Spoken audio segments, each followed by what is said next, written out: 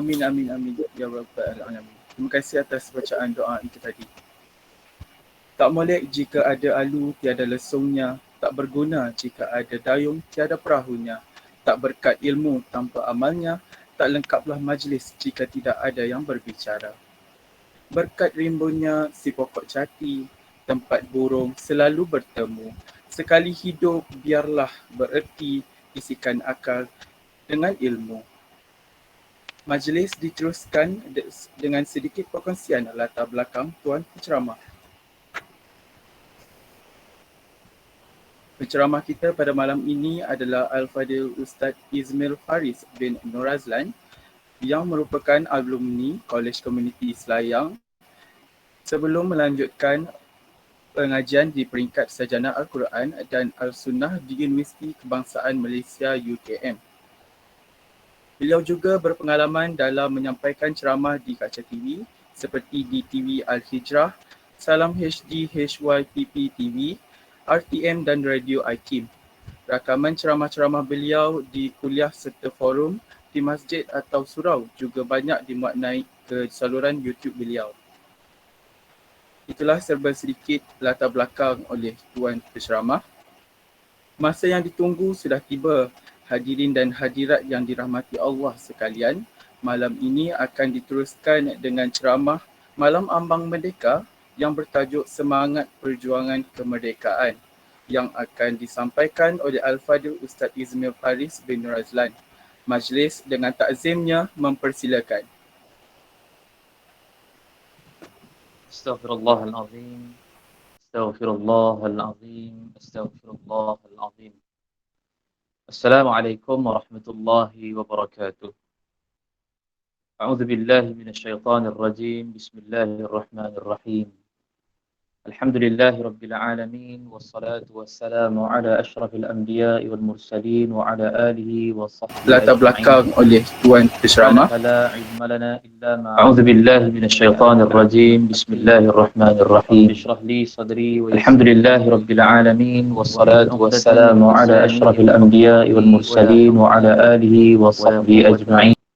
Illa billahil aliyyil azim. Amma ba'd. قال الله تعالى في كتابه الكريم أعوذ بالله من الشيطان الرجيم كل نفس ذائقة الموت وإنما توفون أجوركم يوم القيامة فمن زحزح عن النار وأدخل الجنة فقد فاز وما الحياة الدنيا إلا متاع الغرور صدق الله العظيم. Dihormati Tuan Pengarah Politeknik Muazzam Shah, Tuan Haji Hassan bin Ismail, Timbalan Pengarah Akademik Teknologi Dr. Abdul Rahim bin Awang, Timbalan Pengarah Sokongan Akademik Encik Muhammad Iskandar bin Tahib, Ahli Jawatan Kuasa Majlis Perwakilan Pelajar Politeknik Muazzam Shah, Ketua-Ketua Jabatan, Ketua-Ketua Unit, para pensyarah dan para pelajar Politeknik Muazzam Shah yang dirahmati Allah sekalian. Terima kasih juga kepada moderator yang mengacarakan program kita pada malam ini. Kita sama-sama merafakkan syukur kita kepada Allah Subhanahu Wa Taala kerana dengan izin dan limpah kurnianya pada malam yang penuh barakah ini kita dapat sama-sama mengadakan satu ceramah secara online walaupun kita tak boleh nak bersua muka pada saat dan ketika ini, tetapi dengan teknologi yang ada, subhanallah, saya kira satu benda yang kita boleh pakai dan kita boleh gunakan sehabis mungkin untuk kita memanfaatkan apa yang dipanggil sebagai teknologi ini untuk juga kita mengambil ilmu dan apa saja maklumat yang baik untuk kita perolehi dan kita applykan, kita masukkan dia ke dalam kehidupan kita. Mudah-mudahan Allah Subhanahu Wa Taala memberikan pahala di atas penggunaan teknologi yang kita lakukan. Sebab bukan semata-mata teknologi yang kita pakai, media sosial terutamanya Facebook, Instagram, TikTok dan seumpamanya, bukan semata-mata untuk hiburan, tetapi dia juga merupakan satu alat ataupun satu jalan untuk kita juga boleh mendekatkan diri kepada Allah Subhanahu Wa Taala, menambah ilmu pengetahuan dalam agama secara khususnya, dan mudah-mudahan dengan penggunaan yang kita gunakan ini memberikan kita peluang lagi untuk kita boleh banyak beramal saleh dan beribadat kepada Allah Subhanahu Wa Taala. Terima kasih banyak saya ucapkan kepada penganjur kita Politeknik Muazzam Shah. Mudah-mudahan anjuran yang kita lakukan pada malam ini juga memberikan manfaat dan pertemuan kita mudah-mudahan diberkati oleh Allah Subhanahu Wa Taala. Terima kasih saya ucapkan sekali lagi kepada semua yang hadir pada malam ini. Saya diberi masa sampai pukul 10. Jadi saya hanya ada beberapa minit untuk saya nak kongsikan berkaitan dengan tajuk yang kita nak bincangkan pada malam ini berkaitan dengan semangat perjuangan kemerdekaan. Saya kira pada tiap-tiap tahun kita pasti akan ada program mengingati kemerdekaan ini. Dan saya hanya diberi masa sampai pukul 10, hujungnya nanti kita akan cuba jawab beberapa soalan. Sekiranya ada soalan nanti kita akan cuba jawab dalam beberapa minit untuk kita habiskan. Dan mungkin saya akan berhenti dalam 9.50 insya-Allah untuk serba sedikit perkongsian saya berkaitan dengan semangat perjuangan kemerdekaan ini. Dan apa yang saya nak fokuskan pada malam ini bukan semata-mata untuk kita nak mengenang kembali ataupun mengingatkan kembali bagaimana negara kita Malaysia ini merdekakan ataupun bagaimana dibebaskan daripada penjajah. Dan saya lebih suka untuk kita nak ceritakan dulu bagaimana perjuangan orang-orang terdahulu, mereka ini berjuang habis-habisan semata-mata untuk nak menegakkan kemerdekaan dalam negara kita ini. Sebab kita lahir-lahir saja, saya kira lagi lah sahabat-sahabat kita, adik-adik kita yang berada di Politeknik Muazzam Shah ini lagi muda-muda lagi daripada saya. Lebih kurang saya lah sebaya dengan saya barangkali. Jadi nak sebutkan bahawa kita mungkin tak rasa sebagaimana atuk nenek moyang kita dulu berjuang habis-habisan untuk menentang penjajah-penjajah yang ada di Malaysia ini khususnya, semata-mata untuk nak membebaskan Malaysia ini daripada penjajah. Dan kalau kita tengok Malaysia ini dijajah bukan hanya satu penjajahan saja ataupun satu pihak saja, malah berbanyak pihak yang ada untuk menjajah negara kita Malaysia ini. Dulu dipanggil sebagai Tanah Melayu. Pernah dijajah oleh Jepun, pernah dijajah oleh British dan lain-lainnya. Selama beberapa tahun dijajah oleh Jepun, British dan lain-lainnya, maka bangkit pada saat dan ketika itu pahlawan-pahlawan dan tokoh-tokoh yang biasa kalau kita sekolah kita akan dengar nama-nama pahlawan-pahlawan ini, antaranya Datuk Maharaja Lela, Datuk Bahaman, Tok Janggut, Abdul Rahman Limbong, Mat Kilau dan lain-lain. Ini sebab apa? Sebab kita nak mengenangkan kembali perjuangan mereka, datuk nenek moyang kita ini yang menentang penjajah-penjajah yang ada di atas tanah Melayu ini, semata-mata untuk nak memberikan kemerdekaan yang ada pada saat dan ketika ini. Kita lahir-lahir saja merdeka dah. Kita lahir-lahir saja tidak rasa bagaimana dijajah. Na'udzubillah min zalik. Kita minta jauh daripada Allah supaya dijajah semula negara kita ini. Tetapi itu yang berlaku pada saat dan ketika mana sebelum merdeka, sebelum 1957 lagi. Jadi mereka yang disebutkan sebagai pahlawan dan tokoh-tokoh ni tadi, mereka bangkit dan menaikkan semangat supaya rakyat Malaysia pada ketika itu bersatu. Naikkan semangat Melayu, Cina, India, semuanya bersatu semata-mata untuk nak menuntut kemerdekaan. Atas semangat dan desakan yang ada pada ketika itu, akhirnya diberikan, kita panggil sebagai cadangan, akhirnya Tunku Abdul Rahman, Perdana Menteri kita yang pertama, berangkat ke London untuk berunding dengan British untuk nak dapatkan kemerdekaan daripada British pada ketika itu. Ini negara kita ni, Malaysia, Tanah Melayu. Dan akhirnya Tunku Abdul Rahman berjaya berunding dengan British untuk mendapatkan kemerdekaan negara kita Malaysia ini pada tahun 1956 dan akhirnya diisytiharkan oleh Tunku Abdul Rahman tahun 1957. 31 Ogos 1957. Saya ingat semua makruf dan semua tahu dah sejarah bagaimana negara kita merdeka. Dan sehinggalah sekarang ini kita menyambut kemerdekaan sehingga 64 tahun dah, 64 kali dah kita menyambut kemerdekaan. Usia pun dah, kita panggil sebagai usia pun dah lanjut, 64 tahun.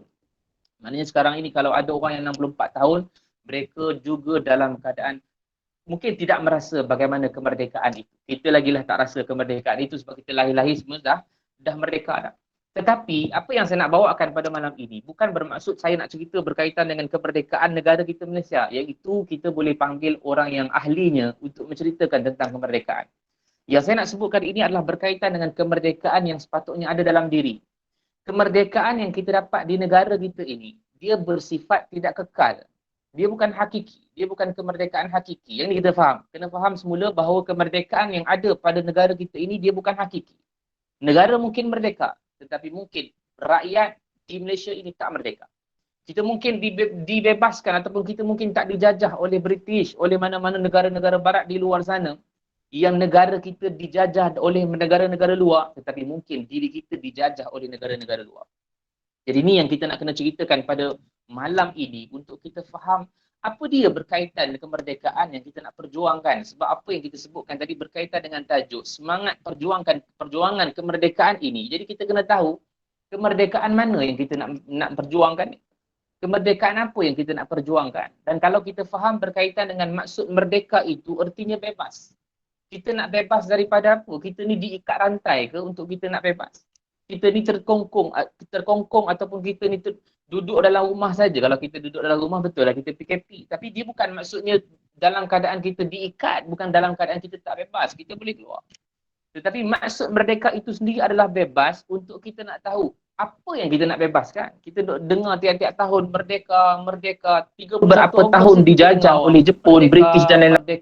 Merdeka. Kita nak bebas apa? Duduk dalam rumah satu kita nak tahu bebas. Tetapi yang kita nak cari di sini adalah kemerdekaan yang hakiki, yang memang kita mengharapkan kemerdekaan yang hakiki nanti di akhirat. Yang ni kita nak cuba fahamkan dan nak cuba kongsikan pada malam ini. Dan kalau kita faham berkaitan kemerdekaan yang hakiki, dia bukan boleh terus-terus kita besok meninggal dunia, tiba-tiba dalam keadaan kita dah boleh merdeka. Tak. Dia bermula daripada kehidupan kita saat ini. Dia bermula daripada kehidupan kita ketika ini, bagaimana cara untuk kita nak merdekakan hakiki diri kita di akhirat besok. Saya suka bawa, bila mana kita cerita berkaitan dengan kemerdekaan ini, bagaimana Nabi SAW, kita tengok daripada sudut sirah. Kemerdekaan hakiki ini sebenarnya telah dibawa oleh Nabi kita SAW lagi. Nabi kita bawa, Nabi diutuskan oleh Allah Subhanahu Wa Taala. Juga nabi-nabi terdahulu, nabi-nabi dan rasul-rasul terdahulu daripada start Nabi Adam alaihi salam, Idris, Nuh, Saleh sampailah Nabi kita Muhammad sallallahu alaihi wasallam, sebenarnya ia adalah untuk mengutuskan kepada umat-umat masing-masing, apatah lagi kita sebagai umat Nabi Muhammad, umat yang terakhir, semata-mata untuk nak memberikan kemerdekaan, iaitu bebas daripada kehidupan jahiliah. Allah Subhanahu Wa Taala sebutkan, wa ma arsalnaka illa rahmatan lil alamin. Tidaklah kami mengutuskan engkau wahai Muhammad semata-mata untuk memberikan melainkan untuk memberikan rahmat ke seluruh alam. Rahmat ni maksudnya kasih sayang. Rahmat ni maksudnya kasih sayang, dan daripada kasih sayang itulah munculnya kemerdekaan yang hakiki. Jadi kalau kita katakan sebagai bagaimana untuk kita nak mendapatkan kemerdekaan di bumi negara kita Malaysia ini, begitu jugalah kita kena dapatkan kemerdekaan besok di akhirat. Macam mana nak dapat, Ustaz? Ni yang kita nak bincang. Yang kita katakan bagaimana merdeka itu untuk kita dapat di hari akhirat, Nabi dah bawa dah dulu.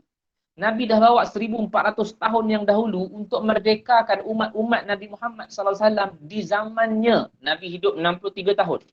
Nabi bermula berdakwah 40 tahun dan berdakwah selama 23 tahun. Maksudnya selama 23 tahun itu Nabi dah mula untuk berikan kemerdekaan kepada orang-orang Quraisy di Mekah. Memberikan kemerdekaan kepada orang-orang Madinah. Tuan-tuan, bayangkan bagaimana keadaan pada ketika itu. Mereka seronok untuk nak dapatkan kemerdekaan yang Nabi bawa ni. So mereka tahu bahawa ketika mana mereka duduk tidak ada Nabi. Kita tahu zaman Nabi SAW ataupun zaman Quraisy dulu, mereka tidak ada Nabi. Zaman dengan Nabi Isa AS jauh. Zaman dengan Nabi Musa AS jauh. Dan mereka bukan daripada Bani Ismail. Mereka daripada Bani Israel. Iaitulah daripada keturunan Nabi Yaqub AS. Maksudnya jauh lagi daripada keturunan Arab ni. Dia bukan Arab. Dia orang Bani Israel. Jadi kalau kita sebutkan bila Nabi-Nabi diutuskan, Rasul-Rasul diutuskan adalah untuk membawa berita gembira buat umat-umat. Allah sebut dalam surah Al-Kahfi ayat ke-56. Kata Allah, wa ma nursilul mursalin illa mubasyirin wa munzirin. Tidaklah kami mengutuskan para rasul itu melainkan memberikan peringatan ataupun memberikan khabar gembira. Mubasyirin ni maksudnya khabar gembira. Kami ni Allah Subhanahu Wa Taala ni berikan ataupun utuskan rasul-rasul kepada setiap kaum ini adalah untuk memberikan mubasyirin, memberikan khabar gembira, wa munzirin, dan memberikan peringatan. Maksudnya Allah Subhanahu Wa Taala utuskan nabi-nabi dan rasul untuk memberikan khabar gembira, kalau engkau buat ini kau akan masuk dalam syurga. Engkau taat pada Allah, masuk dalam syurga. Taat pada Rasul, masuk dalam syurga. Wa munzirin, iaitu peringatan. Kalau kamu langgar perintah Allah, kamu masuk neraka. Kamu tidak taat pada Allah dan Rasul, masuk neraka. Kamu ingkar atas arahan yang diberikan, kamu masuk neraka. Wa munzirin.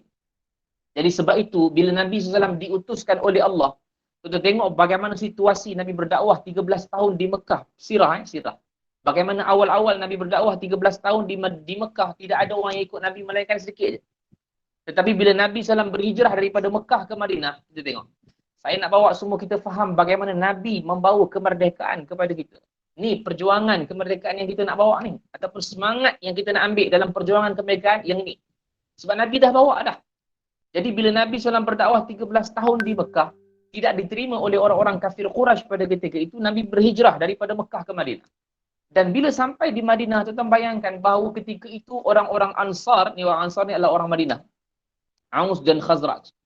Mereka duduk di Madinah. Orang Yahudi pun ada ketika itu di Madinah. Tapi bila mana mereka nampak saja Nabi SAW dan semua para sahabat yang ada di belakang Nabi, mereka nampak kelibat Nabi dan semua sahabat datang menuju ke Madinah, muncul dalam keadaan kita katakan meraihkan kedatangan Nabi SAW dengan kata-kata Tala'al badru alaina.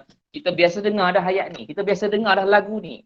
Bagaimana mereka suka dan gembiranya ketika mana Nabi dan para sahabat datang, seolah-olah mereka ni membawa cahaya. Nabi ni membawa cahaya.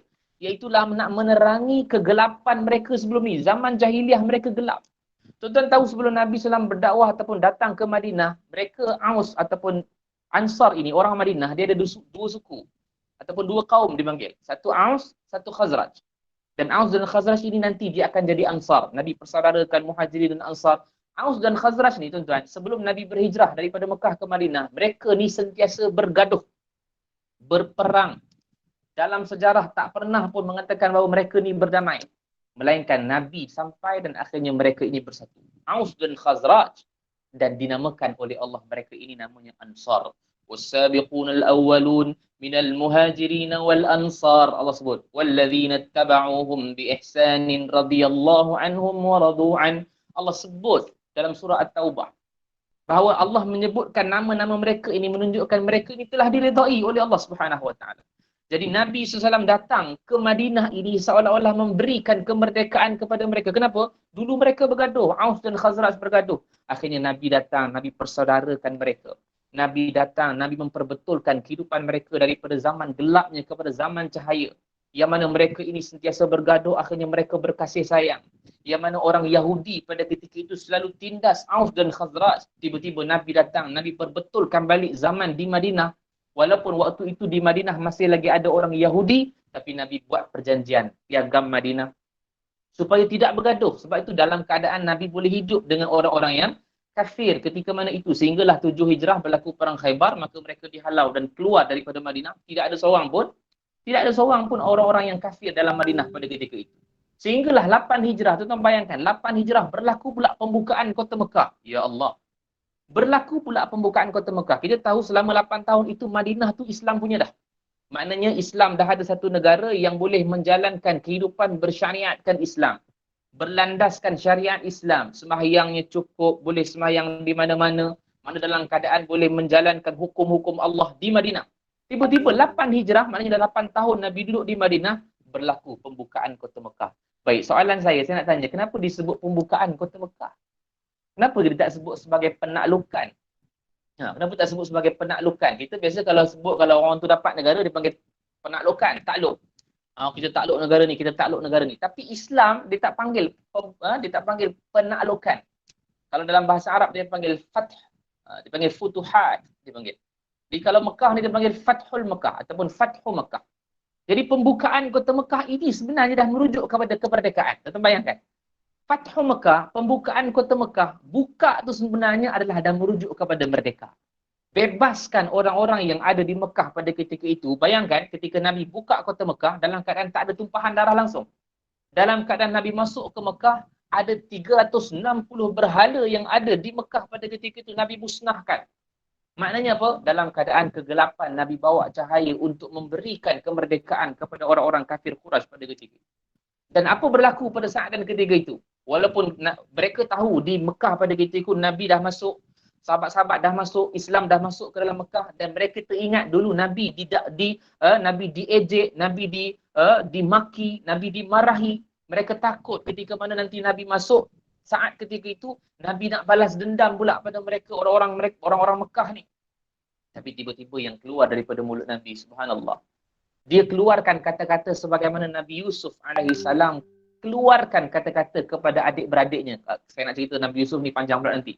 Tapi Nabi Yusuf ni dia maafkan seluruh adik-beradiknya yang dulu adik-beradiknya campakkan Nabi Yusuf di dalam perigi. Tapi ketika mana saat kemenangan Nabi Yusuf, dia kata apa kepada adik-beradiknya, hari ini aku lupakan semua kesalahan kamu.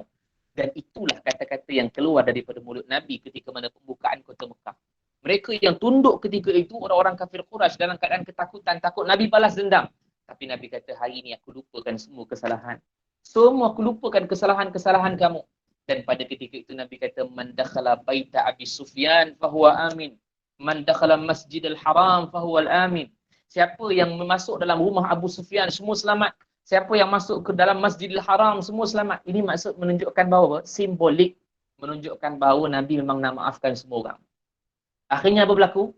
Bila mereka tengok akhlak Nabi pada ketika itu, idza jaa nasrullahi wal fath wa ra'aitan nasa yadkhuluna fi dinillahi afwaja. Apabila datang pertolongan Allah dan kamu menang. Datang pertolongan Allah dan kemenangan. Maksudnya al-fath ini merujuk kepada pembukaan kota Mekah. Allah sebut wa ra'aitan nas yadkhuluna fi dinillahi afwaja.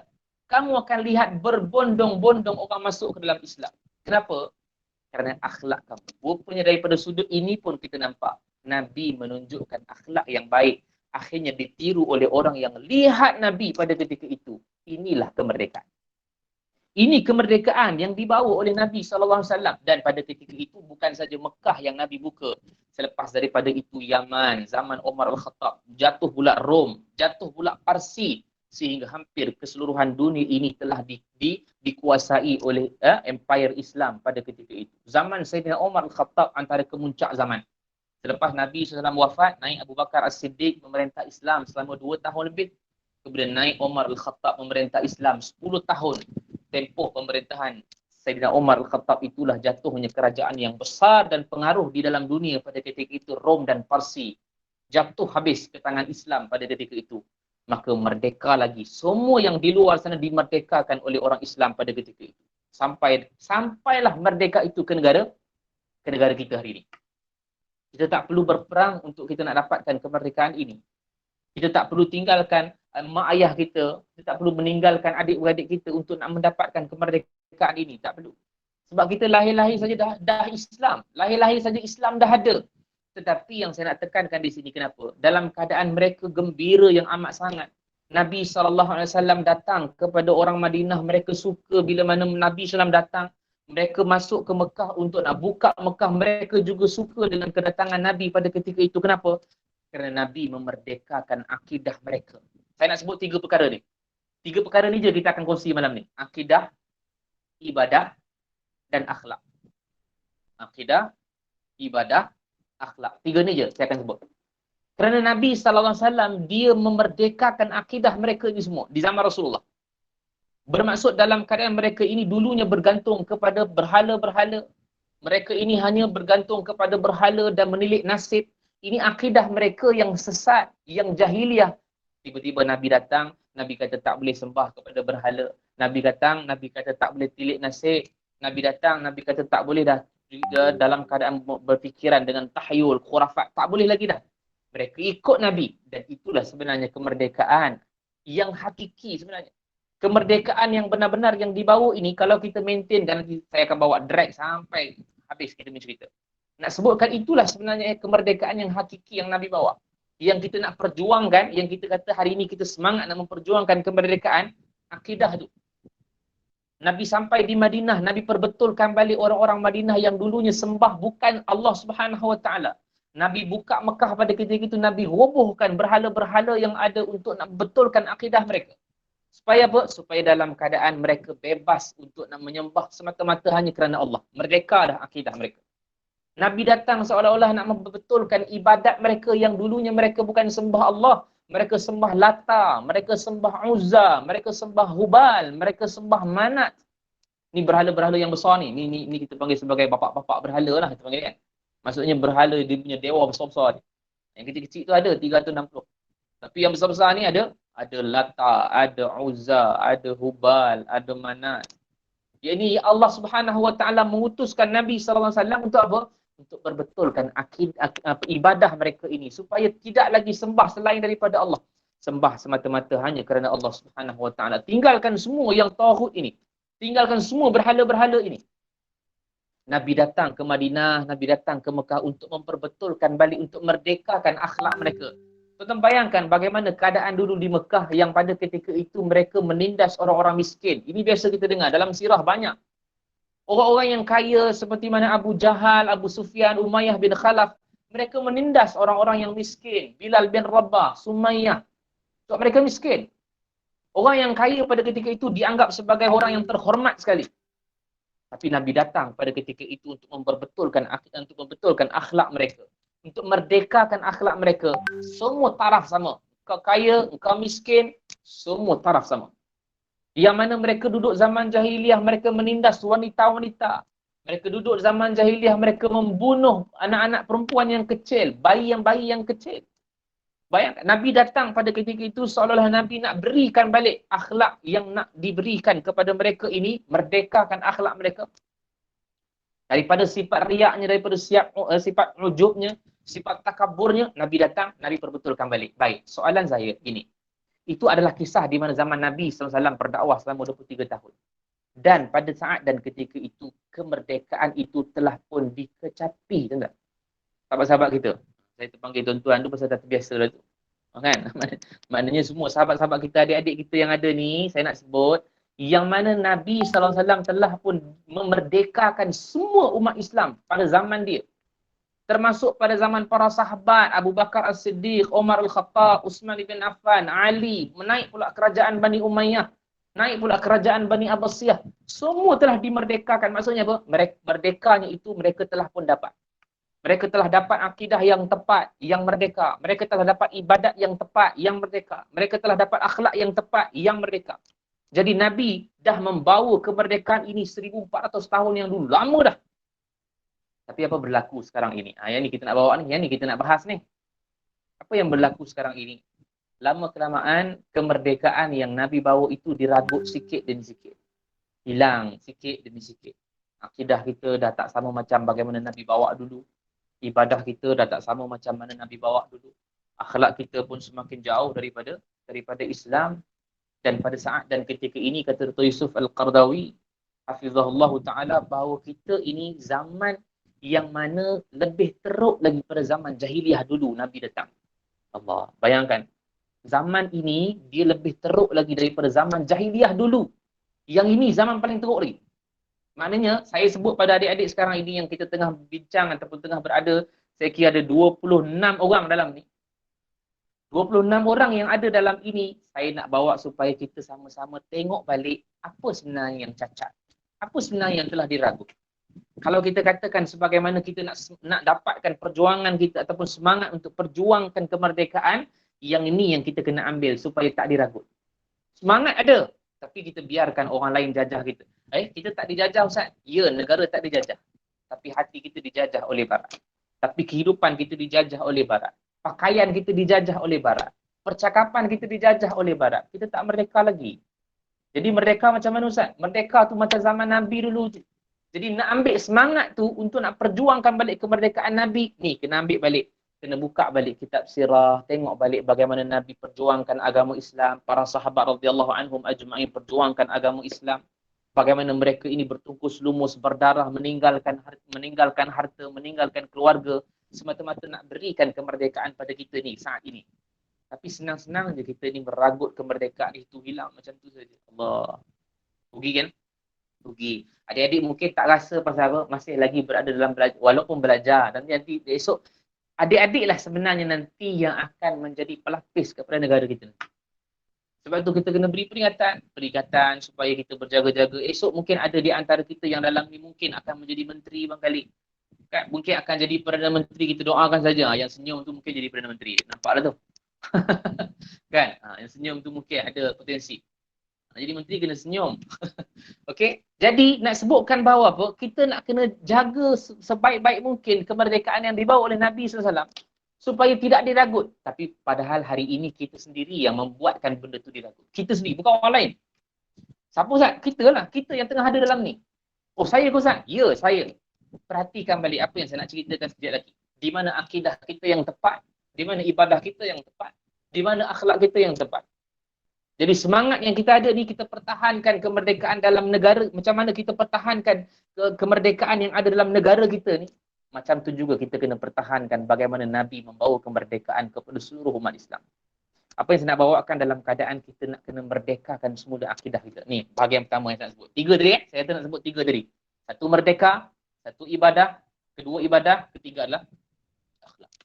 Bagaimana untuk bebaskan kemerdekaan akidah. Tuan-tuan, kalau adik-adik kalau dapat 3 ni balik, 3 ni lah kata dapat, insya-Allah kita mati dalam keadaan tepat 3 ni. Itulah kemerdekaan yang hakiki yang kita akan dapat nanti di akhirat. Itu yang kita akan dapat. Jaga sungguh-sungguh 3-3.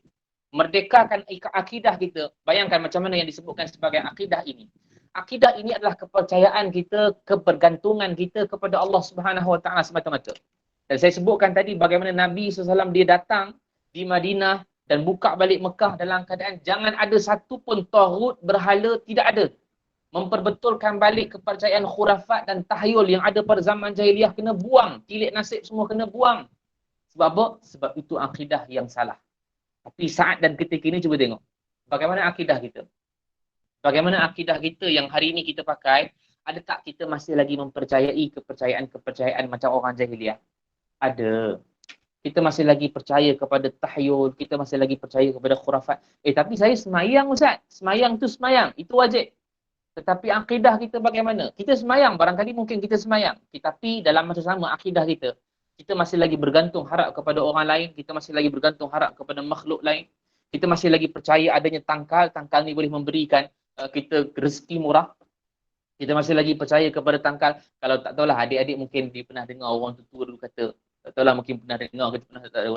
Dia dengar kalau ada biawak lalu dekat jalan raya, jangan lalu. Sebab nanti ada kemudaratan dekat depan tu. Ada musibah dekat depan tu. Saya tak tahulah budak-budak zaman sekarang ni dia dengar lagi ke tidak, ni tak tahulah. Rasanya tak ada dah kot. Tapi dulu orang tua-tua kata macam tu. Orang tua-tua kata kalaulah lalu biawak, jangan lalu jalan tu sebab nanti di hadapan ada musibah akan berlaku. Masih lagi percaya bahawa biawak itu memberikan musibah. Maka ini akidah kita yang salah. Inilah akidah kita yang kita ragut daripada Nabi SAW yang membawa kemerdekaan. Kita boleh percaya bahawa biawak itu memberikan kemudaratan. Akhirnya dia pun lalu, tiba-tiba memang betul-betul ada musibah. Nampak? Allah uji dia. Padahal bukan dia yang memberikan musibah. Bukan biawak. Tetapi apa? Tetapi Allah.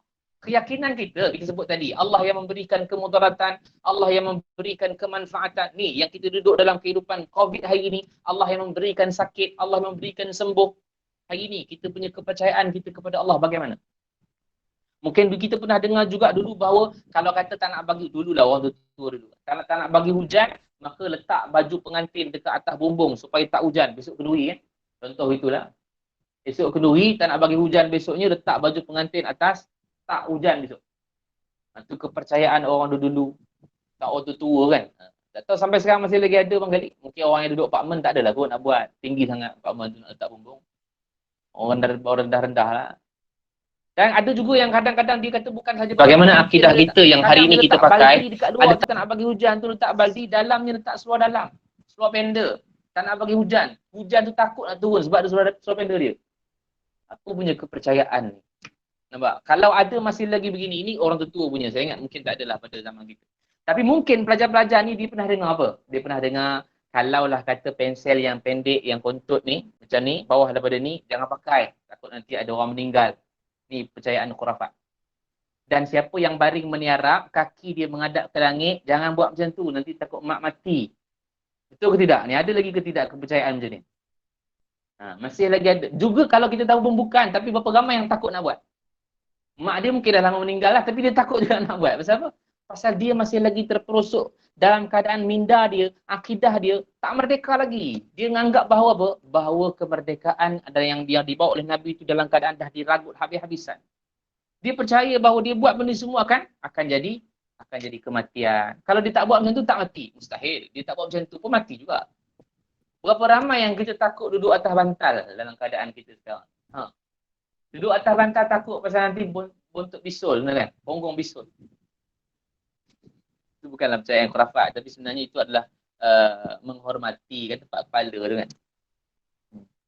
Itu yang kita sebutkan tadi bahawa apa? Kita punya kepercayaan. Semayang. Semayang zuhur, semayang asar, semayang, kita semayang semua. Tapi dalam keadaan masih lagi percaya. Oh, ni yang memberikan mudarat. Ini yang memberikan manfaat. Itu akidah yang tak merdeka. Hari ini kita kena betulkan balik akidah ini. Adik-adik yang duduk dalam politeknik belajar sekarang ini. Yang ini yang kena betulkan dulu. Sebab apa? Sebab adik-adik semua nanti akan jadi pemimpin satu hari nanti. Kalau masih lagi pegang kepada kepercayaan khurafat, macam mana nak bagi kepada rakyat kefahaman yang bagaimana merdekanya Nabi SAW dulu? Tak boleh. Juga kalau kita faham berkaitan dengan ini, akidah ni termasuk qada dan qadar. Hari ini, ramai yang diuji dengan qada dan qadar, takdir kan. Kadang-kadang kita, Allah, kenapa macam ni berlaku pada aku? Kenapa tak orang lain? Ini qada dan qadar.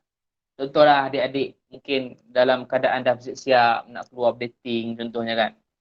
Jangan dating contoh je. Adik-adik nak keluar dating, tiba-tiba dah siap-siap wangi, spray semua minyak wangi, pakai deodorant bagai, baru nak keluar hujan turun. Dia pergi marah pula hujan tu, celaka punya hujan. Hati-hati dengan percakapan. Senyum je menderita tu macam pernah buat, nampak itu. Okay?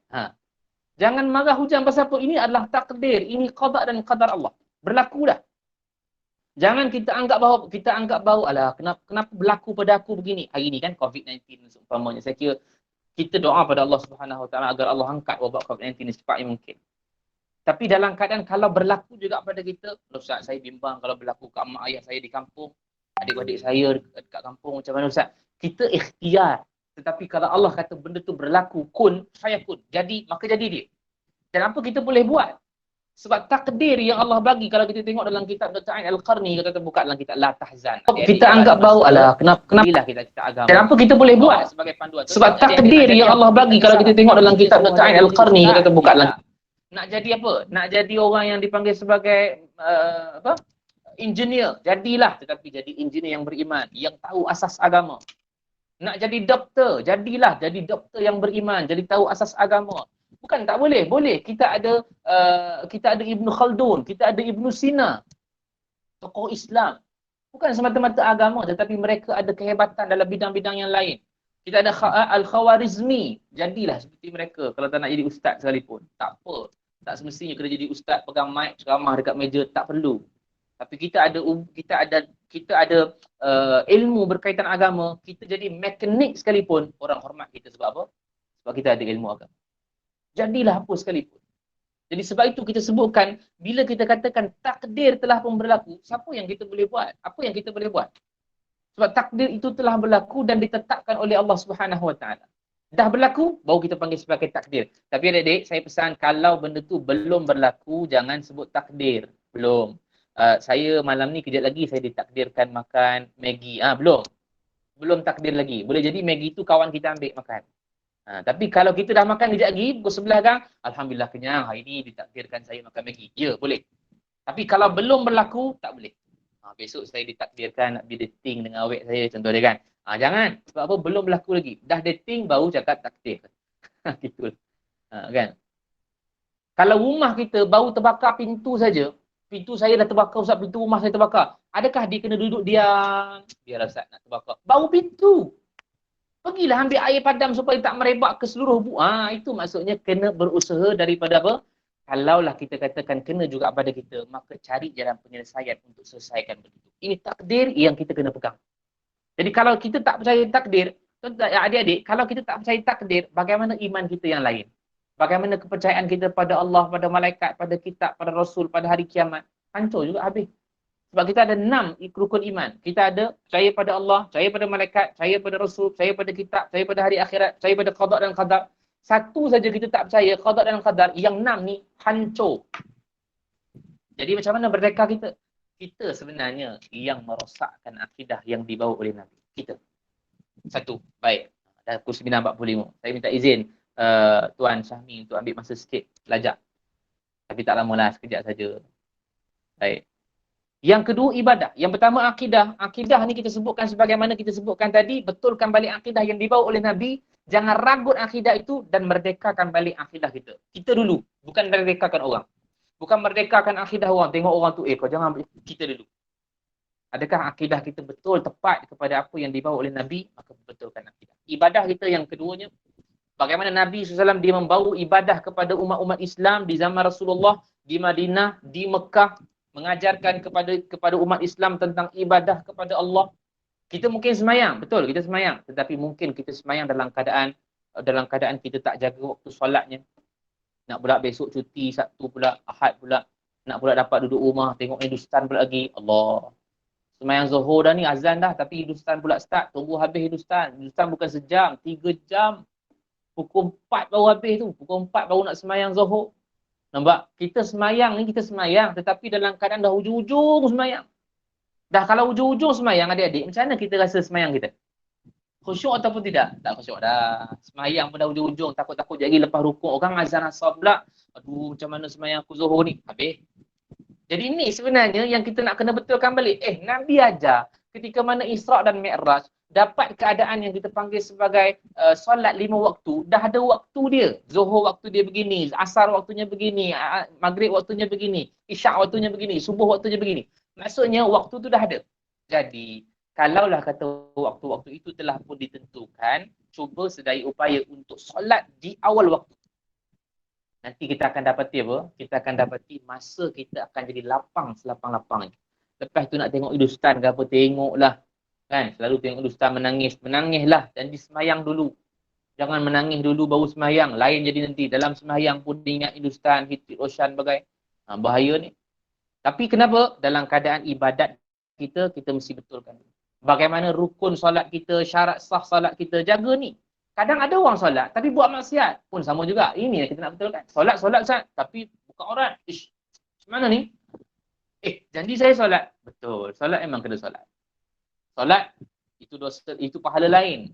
Maksiat itu dosa lain. Jangan katalah solat saya tak boleh sembahyang lagi pasal saya tak tutup aurat lagi. No. Aurat bab lain. Solat lepas tu nak tengok Hindustan ke apa, tengok. Dulu pun kita pernah dengar. Kalau bab puasa mesti kita kata begini. Engkau ni puasa tapi tak semayang. Baik tak payah puasa. Salah. Jangan cakap macam tu pada kawan kita kalau ada macam tu. Kalau cakap macam tu tiba-tiba dia buka puasa, macam itulah kita akan kena tanggung nanti dosa dia. Sebab dia punya solat pahala lain.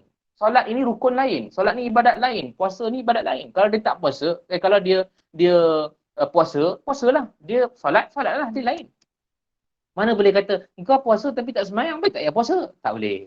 Dia puasa tu pahala puasa. Semayang, pahala semayang. Dia tak semayang, dosa semayang. Ini kita faham bahawa kalau semayang itu adalah semayang. Kalau buka aurat itu dosa lain. Dia ni semayang Ustaz, tapi mulut, ya Allah, macam longkang. Kata dia kan gitu. Banyak tak kawan-kawan kita sebut itu? Macam longkang. Ya Allah, tak tahulah apa benda dah dia cakap. Semua dimaki orang. Semayang, tapi masih lagi mengekalkan maksiat. Betulkan balik. Kita yang kena betulkan balik. Sebab kita yang buat begitu. Kita semayang, tapi masih lagi tidak jaga semayang kita sebetul-betulnya. Dalam keadaan kita tidak membetulkan balik ibadah kita yang dibawa oleh Nabi SAW. Itu sebenarnya yang kita nak kena bawa, ibadah. Jadi kalau kata semayang, maka perbetulkan semayang kita betul-betul. Macam mana cara nak khusyuk, bagaimana keadaan kita semayang. Kadang-kadang kita semayang, kadang memikirkan tempat-tempat lain. Allahu Akbar. Tengah semayang, jadi kan fikir kan, apa makan sedap tengah hari kan ni. Dia mula fikir tu kan. Sekejap lagi tetangga nak makan si ayam lah kata. Dia fikir dalam semayang tu tengah fikir. Kadang dalam semayang tu dia makan dulu baru semayang. Tengah-tengah semayang tu berkerocok perut dia bunyi. Dia mula fikir tu. Sekejap lagi tetangga nak makan si ayam lah. Apa? Dia fikir dalam semayang tu tengah fikir. Tadi makan ayam. Kadang dalam semayang tu ni ayam ke ikan dia duduk main-main dalam fikiran. Dia makan dulu baru semayang.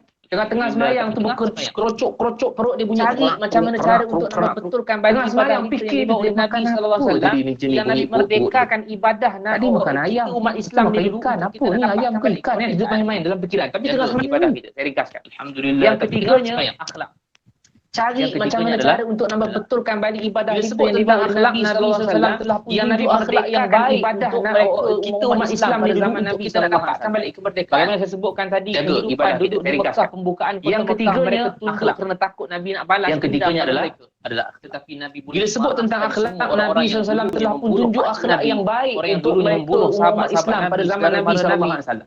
Bagaimana saya sebutkan tadi, kehidupan duduk di Mekah, pembukaan kota Mekah, mereka tunduk kerana takut Nabi nak balas dendam pada mereka. Tetapi Nabi boleh Jadi maafkan akhlak semua telah orang dibawa yang oleh Nabi, dulunya telah membunuh pakcik Nabi, dimerdekakan oleh Nabi. orang yang dulunya membunuh sahabat-sahabat Nabi, saudara mara Nabi. Tetapi masuk saja di kota Mekah, Nabi maafkan mereka.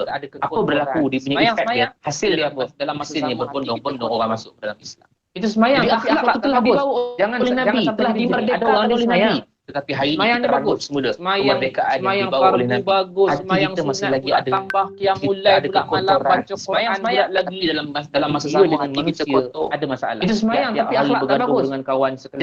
Jangan sampai jadi macam ni. Tiap-tiap Ada hari orang dia bergaduh semayang, dengan adik-beradik, semayangnya bagus, dengan jiran semayang dia tengking, semayang jadi fardu caci bagus, maki. semayang Tapi dia sunat semayang. pula tambah Bekak-bekak qiyamul dahi lail hitam. pula malam baca Quran pula Bila lagi. hubungan dengan manusia Tapi tak dia bagus, dengan manusia maka ini sebenarnya ada masalah. meraguk Tiap-tiap hari kemerdekaan bergaduh yang dengan dibawa kawan oleh sekelasnya.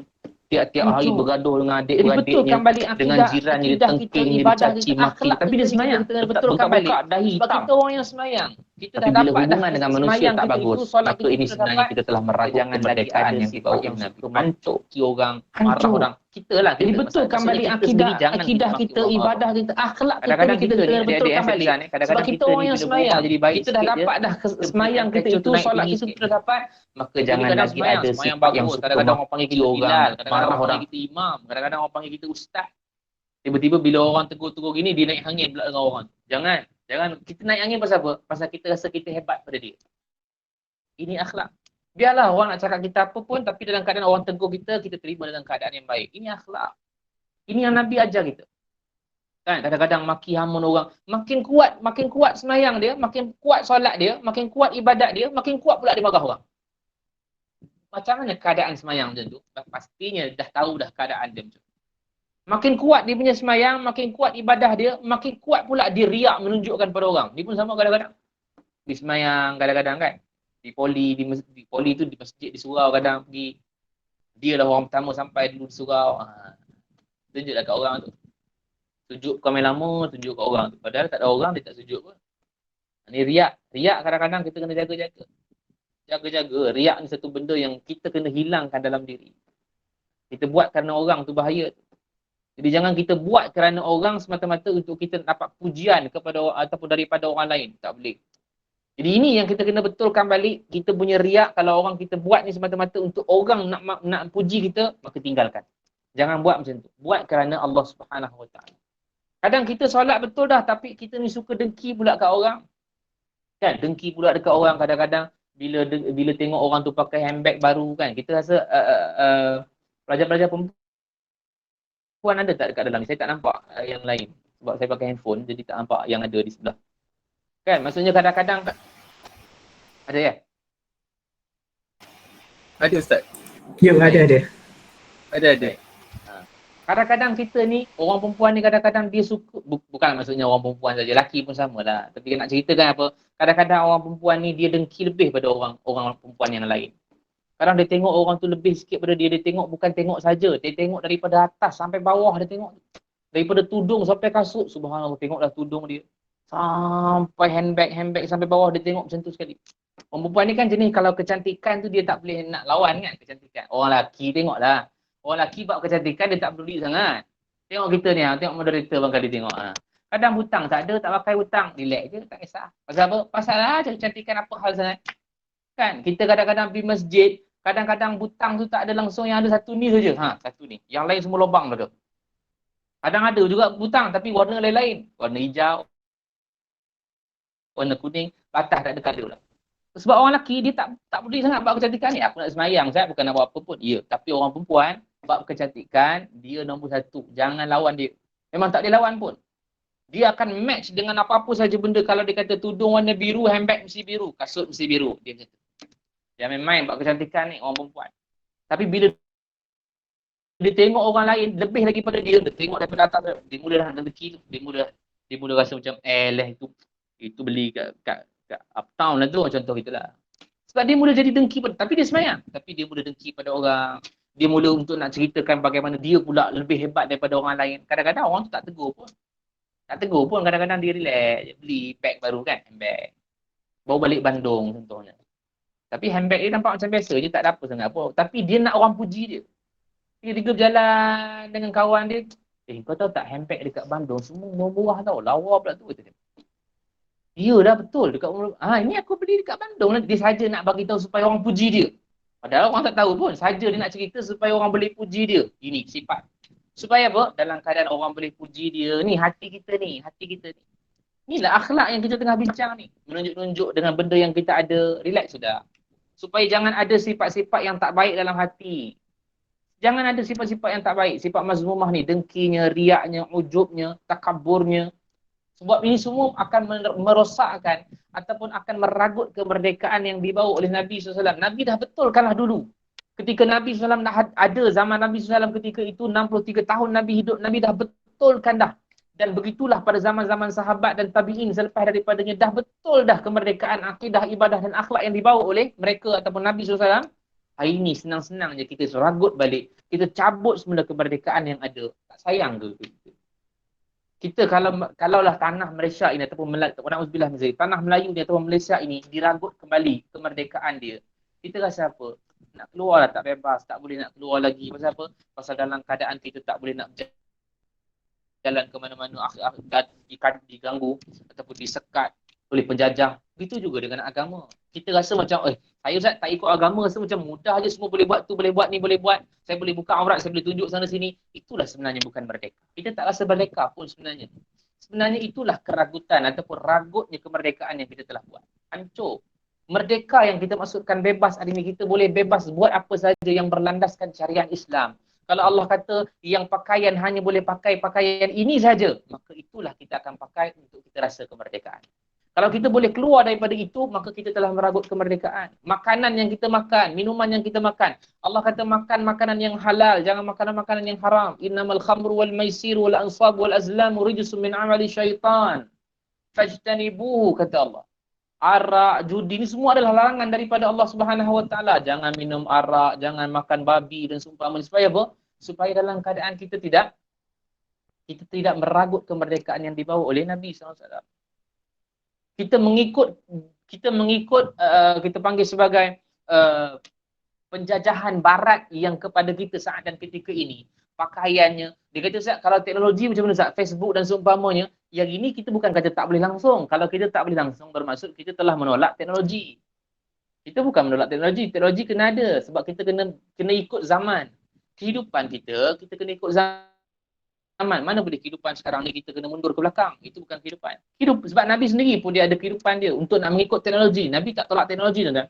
Nabi tak tolak teknologi. Mana dalilnya? Dalilnya ketika mana Nabi duduk di atas pokok untuk nak khutbah satu hari. Kemudian dalam keadaan sahabat kata, Rasulullah, boleh tak kami nak buat tangga untuk nak gantikan pokok ni kepada mimbar yang baru? Nabi kata silakan. Sebab apa? Nabi tak tolak teknologi. Maksudnya dah ada cara untuk nak buat mimbar yang baru untuk Nabi. Boleh?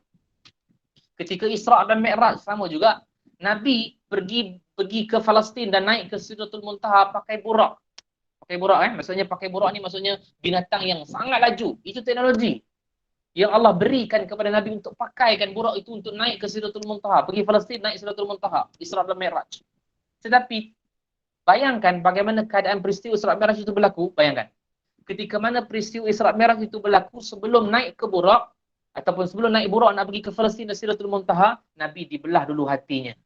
Faham kan? Kita biasa dengar kan cerita ni Isra' Mi'raj. Nabi dibelah hatinya, dikeluarkan hati, dibelahkan dadanya, dikeluarkan hati, letak air zam-zam, hikmah, iman dan masukkan balik hati. Kemudian baru naik teknologi yang ada itu untuk pergi ke Palestin dan Sidratul Muntaha. Apa yang kita boleh katakan zaman ini? Simboliknya, kita boleh guna tak teknologi? Boleh. Tapi mesti ada iman, mesti ada ilmu, mesti ada hikmah, kebijaksanaan. Nak guna teknologi yang ada ini untuk ke jalan kebaikan saja. Ini kemerdekaan. Ini kemerdekaan. Dan saya kira yang ini terakhir lah mungkin. Sebab aku 10 dah. Apa yang saya sebutkan tadi, itulah sebenarnya yang diceritakan ataupun untuk kita nak sampaikan bahawa akhlak kita dulu kena betul-betul. Bagaimana Allah kata dalam surah Al-Hujurat ayat ke-12, Ya ayyuhalladzina amanu ijtanibu kathiran minaz zann inna ba'da zanni ism. Kata Allah Subhanahu Wa Taala, wahai orang beriman, jauhkan kamu daripada sangkaan buruk kepada manusia lain. Kerana sangkaan buruk ini boleh membatangkan dosa. Sangkaan buruk Allah sebut yang pertama. Yang kedua, wala tajassasu, jangan kamu mencari-cari aib manusia. Wala yakhdab ba'dukum ba'dha, jangan kamu mengumpat sebagian kamu yang lain. Surah Al-Hujurat ayat 12. Jadi apa? Ni, ketiga-tiga ni dipanggil sebagai akhlak. Kita jangan sangka buruk pada orang. Kadang-kadang kita tengok orang tu, kita tengok orang kadang-kadang dah cop dia sebagai buruk, dah cop sebagai sangka buruk pada dia. Baru masuk surau, dia duduk semayang sebelah tabung, kita dah sangka, ni mesti nak curi tabung surau lah ni. Kita dah anggap begitu. Sedangkan mungkin dia punya tabiat suka semayang di sebelah tabung surau, mana kita tahu. Kan, tiba-tiba kita dah cop dia sebagai orang yang nak mencuri tabung surau. Kita yang berdosa sebab apa? Sebab Allah kata jangan sangka buruk pada manusia lain. Wala tajassasu, jangan cari aib manusia. Kita jangan suka cari aib orang. Jangan suka tengok, ni nanti kesalahan ni aku akan sebarkanlah pada orang. Jangan. Yang kita kena cari adalah kita punya diri, keaiban kita diri, cari. Kemudian betul. Wala yakhdab ba'dukum ba'dha, jangan mengumpat sebagian kamu yang lain. Maksudnya jangan mengumpat. Kita kadang-kadang mengumpat. Suka sangat mengumpat gitu. Orang masuk kelas kita mengumpat. Cikgu masuk kelas pakaian macam tu kita mengumpat. Pergi kedui kahwin, kutuk pula pengantin tu. Ya Allah, gelapnya suami dia. Tengah-tengah makan tu boleh mengumpat. Subhanallah. Bayangkan macam mana keadaan kita ini yang kita ragut kemerdekaan Nabi SAW. Ini ke kita panggil sebagai semangat perjuangan kemerdekaan? Tak. Tapi hari ini kita ceritakan balik supaya apa? Datang semangat kita untuk betulkan balik. Kita punya semangat untuk kemerdekaan. Perjuangan yang Nabi bawa itu kita ambil untuk perbetulkan balik akidah kita diri sendiri. Akidah kita sendiri dulu, ibadah kita sendiri dulu, akhlak kita sendiri dulu. Supaya dalam keadaan esok kita meninggal dunia, itulah sebenarnya kemerdekaan yang kita nak bawa di hadapan Allah. Dan Allah berikan kita kemerdekaan yang hakiki yang Allah sebutkan dalam surah Ali Imran ayat 185. Surah Ali Imran ayat 185. Ni ujung, habis, last kali. Yang mana Allah kata, kullu nafsin dha'iqatul maut. Setiap yang bernyawa itu pasti akan mati. Allah kata, wa innama tuwaffawna ujurakum yawmal qiyamah. Dan hanya senya kami akan, mana mereka ini akan diberikan pahala, disempurnakan balasan kepada kamu ini di hari akhirat. Dan ini adalah, yang kita nak baca ni adalah ayat kemerdekaan. Itu kata Allah, faman zuhziha anin nar, siapa yang dibebaskan dari ataupun dijauhkan daripada api neraka, wa udkhilal jannata faqad faz, dan dimasukkan ke dalam syurga, faqad faz, maka itulah sebenarnya kejayaan yang hakiki. Ni ayat dia. Ayat dia yang kemerdekaan hakiki tu apa dia? Faman zuhziha 'anil nari wa udkhilal jannata faqad faz. Siapa yang pada hari kiamat itu dijauhkan daripada api neraka dan dimasukkan ke dalam syurga Allah, maka faqad faz. Dialah sebenarnya mendapat kemerdekaan yang hakiki. Jadi itu yang saya nak sampaikan, supaya dalam keadaan hari ini kita jangan kita meragut kemerdekaan yang Nabi bawa, sahabat-sahabat Nabi bawa, tabi'in bawa, sehingga hari ini kita lahir-lahir Islam dah.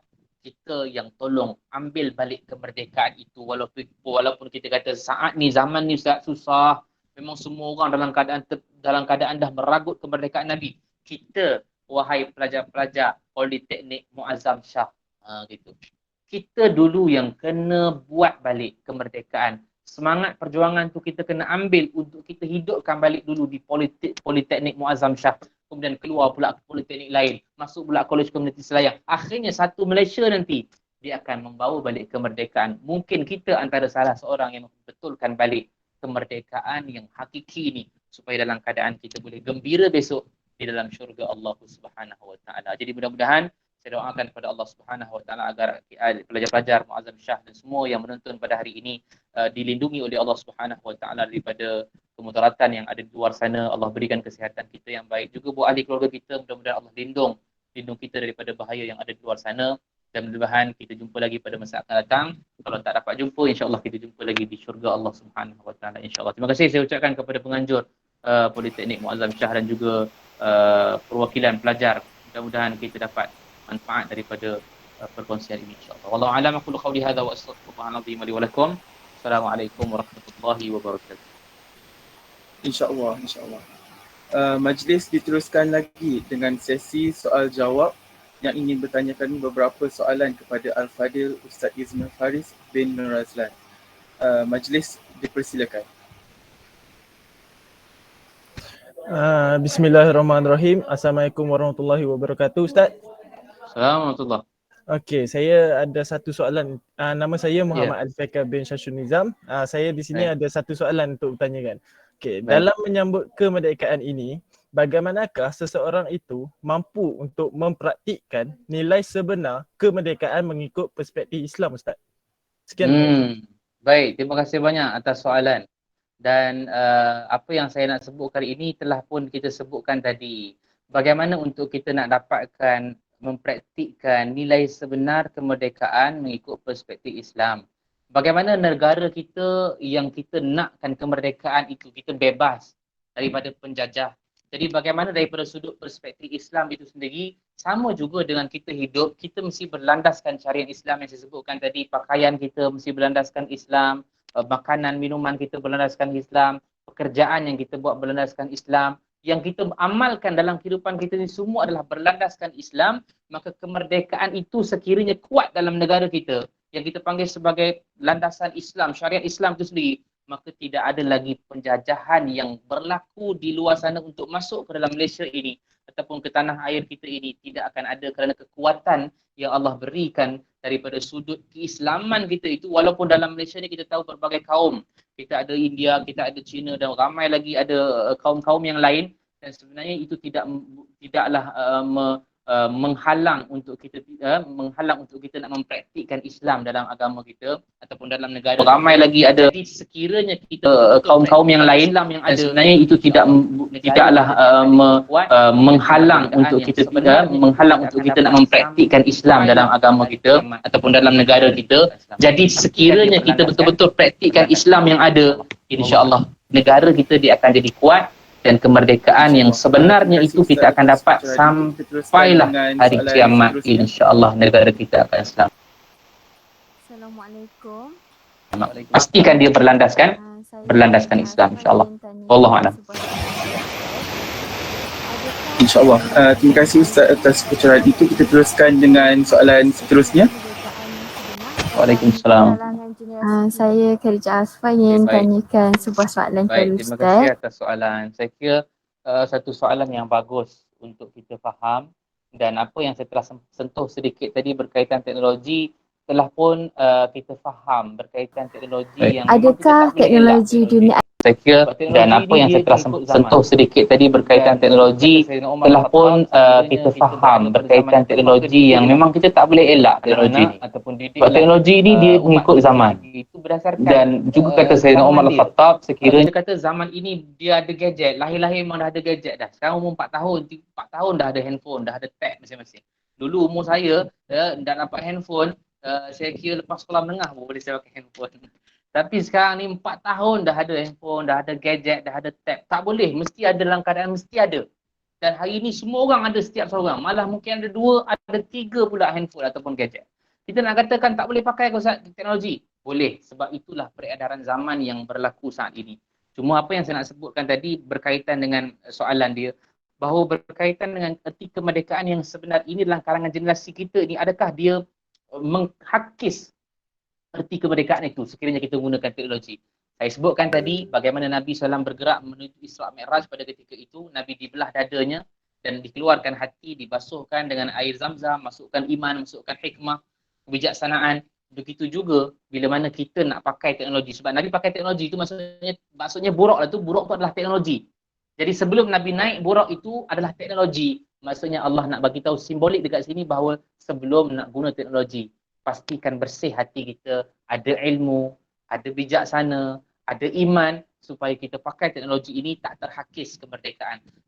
Dan atas soalan tadi, boleh terhakis tak? Ya, boleh terhakis sekiranya kita salah pakai teknologi itu.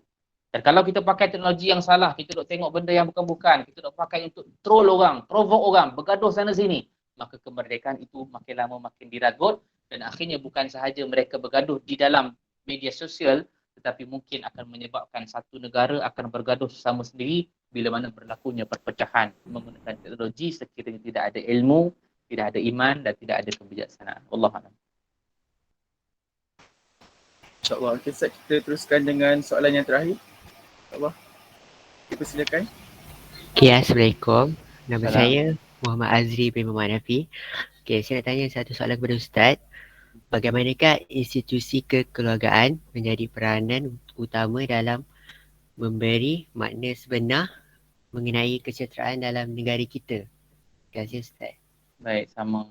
Baik, Alhamdulillah. Terima kasih banyak atas soalan. Saya kira inilah yang pertama untuk kita sentuh bab kekeluargaan. Apa soalan yang kita sebutkan tadi adalah berkaitan dengan kekeluargaan. Bagaimana untuk nak mendapatkan hasil ataupun institusi kekeluargaan itu untuk mendapatkan kesejahteraan negara. Dia sebenarnya nak dapatkan kenegaraan ataupun kesejahteraan itu, dia mesti bermula daripada rendah pergi ke atas. Bermula daripada diri sendiri. Kekeluargaan kira besar lagi. Kekeluargaan kita mungkin ada mak, ada ayah, ada abang, ada kakak, ada adik, dia besar. Tetapi kita nak bawa institusi kekeluargaan itu untuk menjadi satu peranan nak mensejahterakan negara kita, dia bermula kena dengan seorang diri.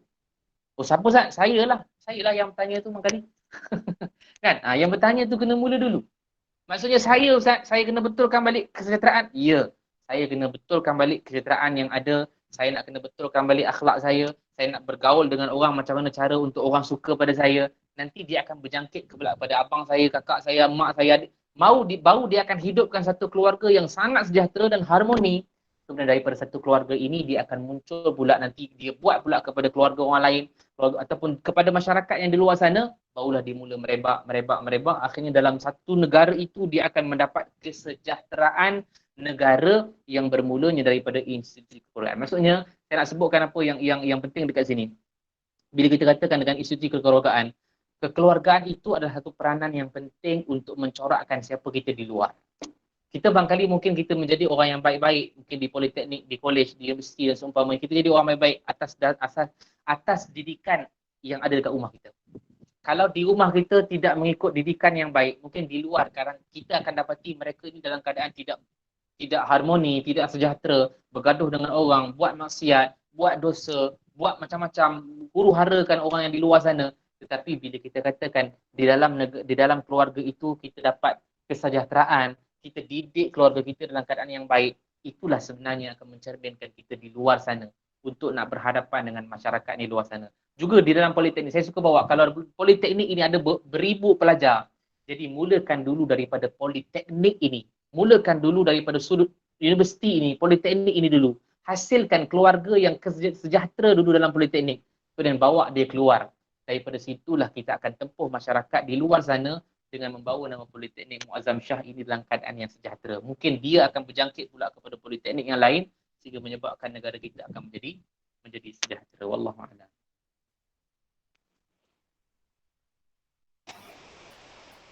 Wallahu a'lam. Alhamdulillah, terima kasih atas pencerahan itu tadi Ustaz.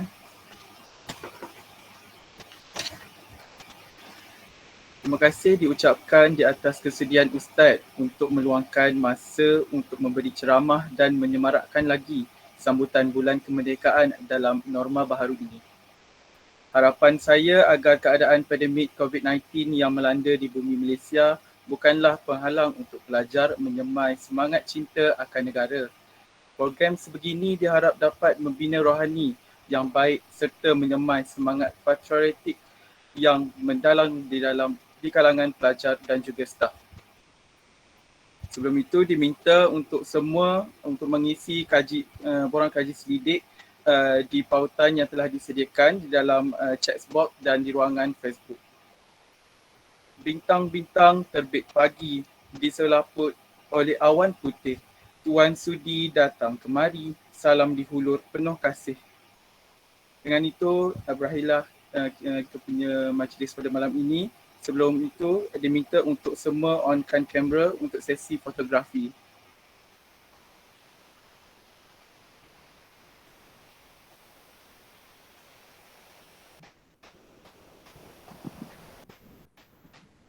Okay. Bismillahirrahmanirrahim.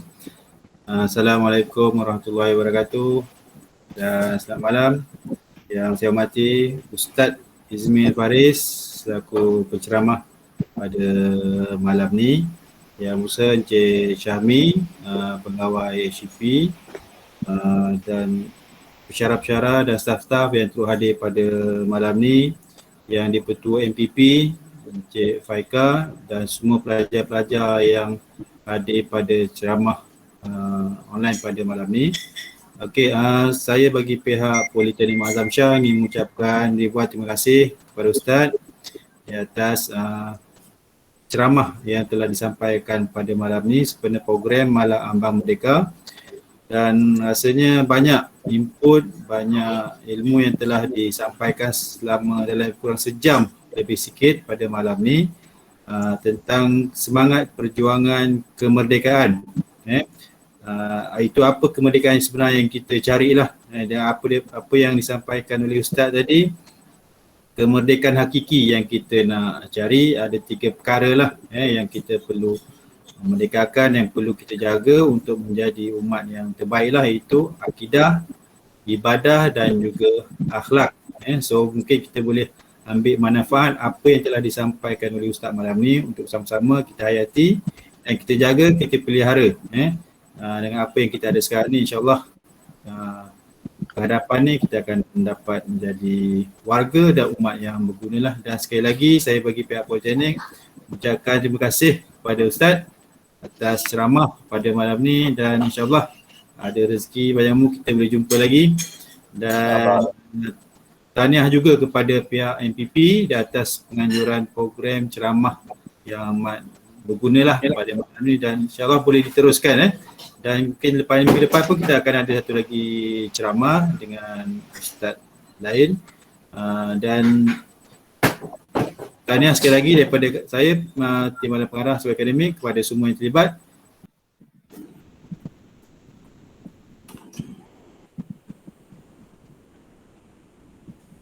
Ada.